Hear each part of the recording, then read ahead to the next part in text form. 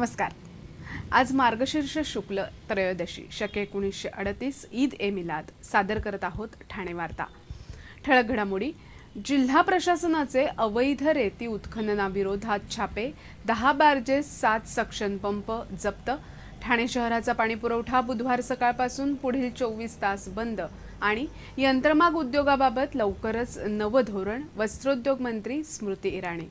या आणि इतर घडामोडी विस्तृतपणे पण काही क्षणातच आपण श्रीस्थानक वाहिनी आपल्या संगणकावर आणि मोबाईलवरही पाहू शकता। ठाणे वार्ता पहा श्रीस्थानक वाहिनीवर। आता सकाळी 9:15 पासून रात्री 9:15 पर्यंत ठाणे वार्ता, ठाण्यातील पहिलं दृकश्राव्य माध्यम। ठाणे वार्ता आता संकेतस्थळावर देखील ठाणेवार्ता.com वर क्लिक करा आणि ठाण्याच्या घडामोडी जाणून घ्या। ठाण्यातील पहिलं ऑनलाईन माध्यम ठाणेवार्ता.com।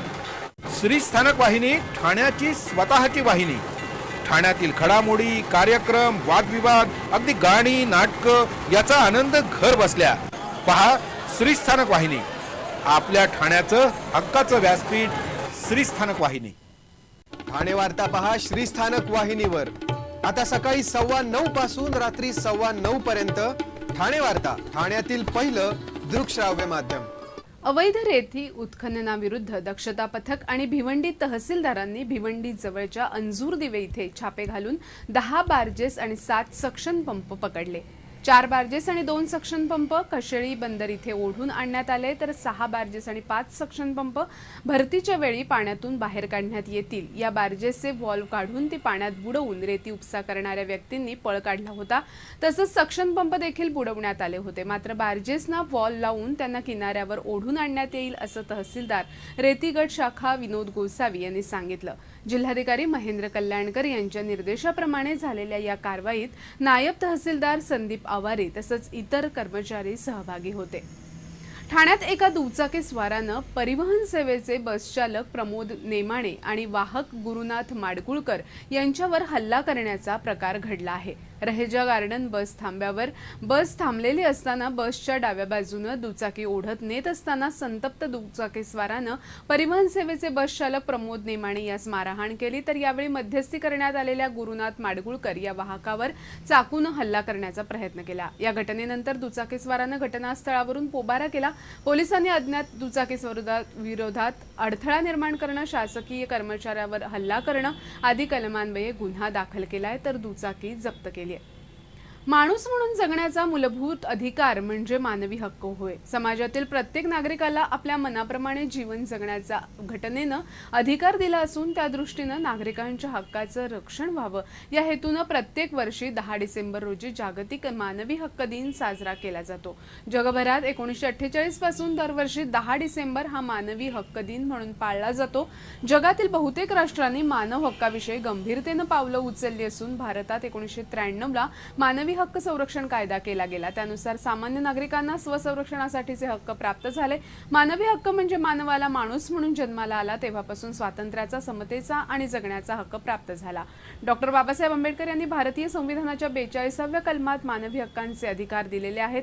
त्यांनी हे कलम म्हणजे भारतीय घटनेचा आत्मा आहे असं म्हटलंय।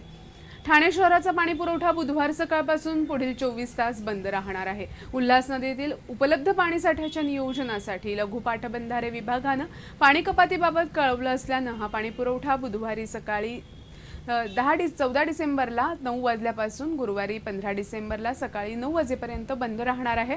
मात्र ठाणेकरांची अडचण होऊ नये म्हणून ठाणे महापालिका स्वतःच्या पाणी पुरवठा योजनेतून टप्प्याटप्प्यानं सर्व भागाला पाणी पुरवठा करणार आहे। घोडबंदर रस्ता, पातलीपाडा, पवारनगर, कोठारी कंपाऊंड, आझादनगर, डोंगरीपाडा, वाघबेळ आणि मुंब्रा या परिसराचा पाणी पुरवठा बुधवारी सकाळी 9 ते रात्री 9 या वेळेत बंद राहील, तर समतानगर, ऋतू पार्क, सिद्धेश्वर, जेल, साकेत, उथळसर, रेती बंदर, मुंब्रा, कोळीवाडा, शैलेशनगर, संजय नगर आणि कळव्याच्या काही भागाचा पाणी पुरवठा बुधवारी सकाळी 9 ते गुरुवारी सकाळी 9 पर्यंत बंद राहील।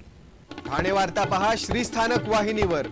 आता सकाळी 9:15 पासून रात्री 9:15 पर्यंत ठाणे वार्ता, ठाण्यातील पहिलं दृकश्राव्य माध्यम।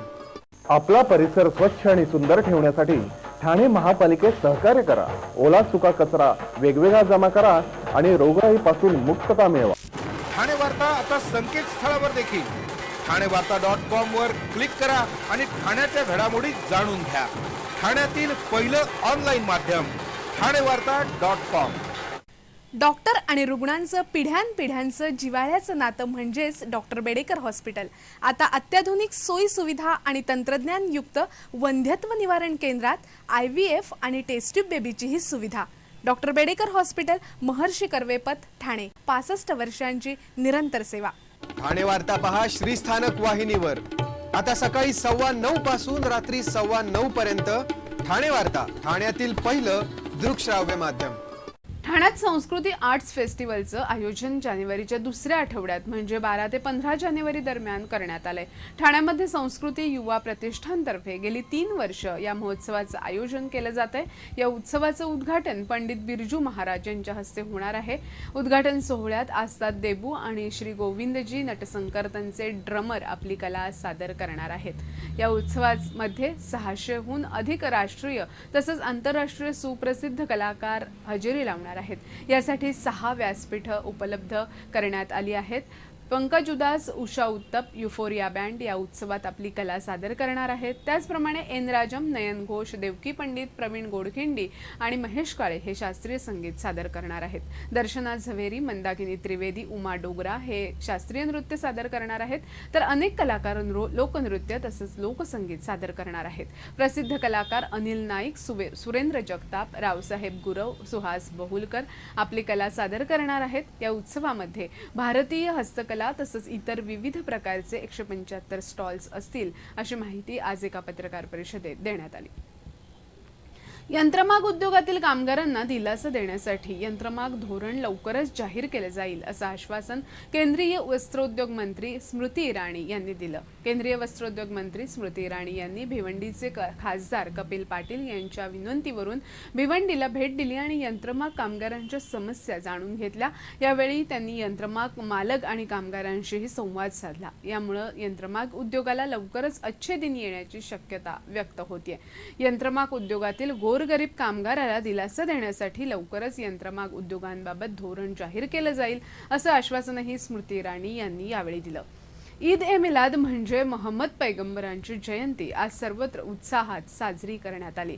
ईद ए मिलाद निमित्त मुस्लिम बहुल भागात रोषणाई करण्यात आली होती. विविध मशिदींमधून नमाज अदा करण्यात आला. नमाजानंतर सर्वांना खिरीचं वाटप केलं जात होतं. ठिकठिकाणी मिरवणुकांचंही आयोजन करण्यात आलं होतं. इस्लाम धर्माचे शेवटचे धर्मगुरू मोहम्मद पैगंबर यांच्या जयंतीनिमित्त ईद ए मिलाद हा सण साजरा केला जातो. 1400 वर्षापूर्वी अरब भूमीला त्यांनी इलाही तेजाद्वारे प्रकाशित केले. इस्लाम धर्माला बंधारण दिलं. असमानतेचा भेदभाव मिटवून एकेश्वरवादाचा नारा बुलंद केला. मालिक आणि गुलाम यांच्यामधील भेदभाव मिटवले. अतिशय साधेपणाने गरिबीमध्ये त्यांनी स्वतःचं जीवन व्यतीत करून एक आदर्श निर्माण केला होता. मुस्लिम बहुल भागात काही ठिकाणी विविध प्रकारच्या सजावटीही करण्यात आल्या होत्या. श्रीस्थानक वाहिनी, ठाण्याची स्वतःची वाहिनी. ठाण्यातील घडामोडी, कार्यक्रम, वादविवाद, अगदी गाणी, नाटकं याचा आनंद घर बसल्या. पहा श्रीस्थानक वाहिनी, आपल्या ठाण्याचं हक्काचं व्यासपीठ श्रीस्थानक वाहिनी. ठाणे वार्ता पहा श्रीस्थानक वाहिनीवर. आता सकाळी 9:15 पासून रात्री 9:15 पर्यंत ठाणे वार्ता, ठाण्यातील पहिलं दृकश्राव्य माध्यम. ठाणे वार्ता आता संकेतस्थळावर देखील ठाणेवार्ता.com वर क्लिक करा आणि ठाण्याच्या घडामोडी जाणून घ्या. ठाण्यातील पहिलं ऑनलाईन माध्यम ठाणेवार्ता.com. ठाणे वार्ता पहा श्रीस्थानक वाहिनीवर. आता सकाळी 9:15 पासून रात्री 9:15 पर्यंत ठाणे वार्ता, ठाण्यातील पहिलं दृकश्राव्य माध्यम. आपण आपले कार्यक्रम अथवा बातम्या आम्हाला ठाणेवार्ता@gmail.com या आमच्या ईमेलवर कळवू शकता. आपण श्रीस्थानक वाहिनी आपल्या संगणकावर आणि मोबाईलवरही पाहू शकता. आता ठळक घडामोडी शेवटी पुन्हा एकदा. जिल्हा प्रशासनाचे अवैध रेती उत्खननाविरोधात छापे, 10 बार्जेस, 7 सक्शन पंप जप्त. ठाणे शहराचा पाणीपुरवठा बुधवार सकाळपासून पुढील 24 तास बंद. आणि यंत्रमाग उद्योगाबाबत लवकरच नवं धोरण, वस्त्रोद्योग मंत्री स्मृती इराणी. या होत्या ठाणे वार्ता. आपली एखादी बातमी पाहायची राहून गेल्यास आपण ठाणेवार्ता.com या आमच्या संकेतस्थळाला अवश्य भेट द्या. तर मग पुन्हा भेटू पुढील बातमीपत्रात फक्त श्रीस्थानक वाहिनीवर. धन्यवाद.